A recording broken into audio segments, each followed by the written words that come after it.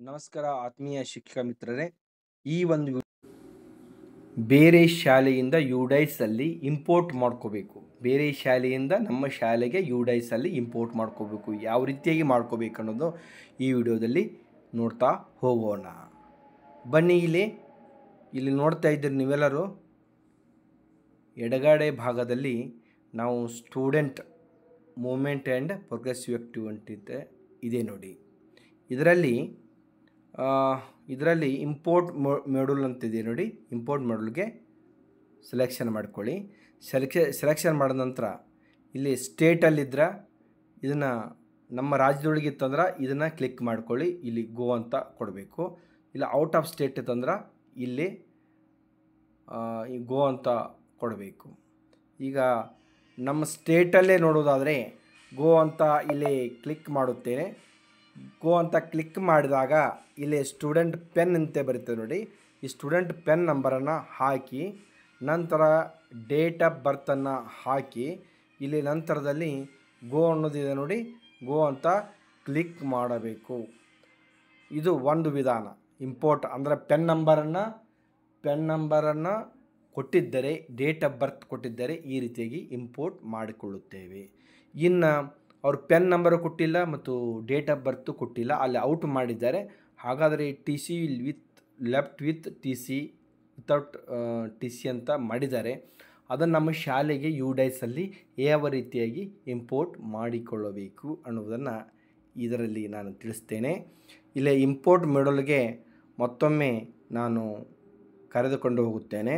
ಕರೆದುಕೊಂಡು ಹೋದ ನಂತರ ಈ ರೀತಿಯಾಗಿ ನಾವು ಎರಡು ಆಪ್ಷನ್ನೆಲ್ಲ ನಿಮ್ಗೆ ಹೇಳಿದ್ವಿ. ಇದು ಸ್ಟೇಟು, ಇದು ಔಟ್ ಆಫ್ ಸ್ಟೇಟು. ಇನ್ನು ಇದರಲ್ಲಿ ಕೆಳಗಿಂದಿದೆ ನೋಡಿ, ಡ್ರಾಪ್ ಬಾಕ್ಸ್ ಅಂತಿದೆ. ಡ್ರಾಪ್ ಬಾಕ್ಸಲ್ಲಿ ನಾವು ಕ್ಲಿಕ್ ಮಾಡಬೇಕು. ಅಲ್ಲಿ ಗೋ ಅಂತ ಕ್ಲಿಕ್ ಮಾಡಬೇಕು. ಗೋ ಅಂತ ಕ್ಲಿಕ್ ಮಾಡಿದಾಗ ಇಲ್ಲಿ ಆ ಶಾಲೆ ಡೈಸ್ ಕೋಡ್ ಇದ್ರೆ ಇಲ್ಲಿ ಡೈಸ್ ಕೋಡ್ ಹಾಕಿ ನೀವೇನು ಮಾಡೋದು, ಡೈರೆಕ್ಟ್ ಸರ್ಚ್ ಕೊಟ್ರೆ ಆ ಶಾಲೆಯಲ್ಲಿರ್ತಕ್ಕಂಥ ಔಟ್ ಆದ ಮಕ್ಕಳು, ಲೆಫ್ಟ್ ವಿತ್ ಟಿ ಸಿ ಮಕ್ಕಳು ಲಿಸ್ಟ್ ಬರ್ತದೆ. ಲಿಸ್ಟ್ ಬಂದ ನಂತರ ಅಲೋ ಮಾಡಿ ನೀವು ಇಂಪೋರ್ಟ್ ಮಾಡಿಕೊಳ್ಳಬಹುದು. ಒಂದನೇದು. ಇಲ್ಲ ಅವ್ರ ಡೈಸ್ ಕೋಡು ಗೊತ್ತಿಲ್ಲ ಅಂತಂದ್ರೆ ಅದು ಯಾವ ರೀತಿಯಾಗಿ ಮಾಡಿಕೊಳ್ಬೇಕಂದ್ರೆ ಸ್ಟೇಟ್ ಅಂತ ಕ್ಲಿಕ್ ಮಾಡ್ತೇನೆ. ಕ್ಲಿಕ್ ಮಾಡಿದಾಗ ಇಲ್ಲಿ ಕರ್ನಾಟಕ ಅಂತ ಟೈಪ್ ಮಾಡಿಕೊಳ್ತೇನೆ. ನಂತರ ಇಲ್ಲೇ ಡಿಸ್ಟಿಕನ್ನು ಇದನ್ನು ಮಾಡ್ತೇನೆ, ವಿಜಯಪುರ ಅಂತ ಸೆಲೆಕ್ಷನ್ ಮಾಡ್ತೇನೆ. ನಾವು ಚಡ್ಚನ್ ಅಂತ ಇಲ್ಲಿ ಕ್ಲಿಕ್ ಮಾಡುತ್ತೇನೆ. ಇನ್ನು ಸ್ಕೂಲ್ ಅಂದಾಗ ಯಾವ ಶಾಲೆಯಲ್ಲಿದೆ ಮಗು ಅದನ್ನು ನೋಡಿಕೊಳ್ತೇನೆ. ಆ ಶಾಲೆಯ ಇಲ್ಲಿ ಈ ಥರ ಶಾಲೆ ಹೆಸರುಗಳು ಬರ್ತಾವ.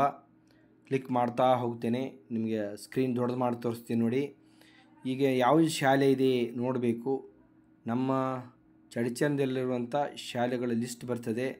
ಯಾವ ಶಾಲೆಯಿಂದ ಆ ಮಗು ಬಂದಿದೆ ಅನ್ನೋದನ್ನು ನೋಡ್ತಾ ಹೋಗ್ತೇನೆ.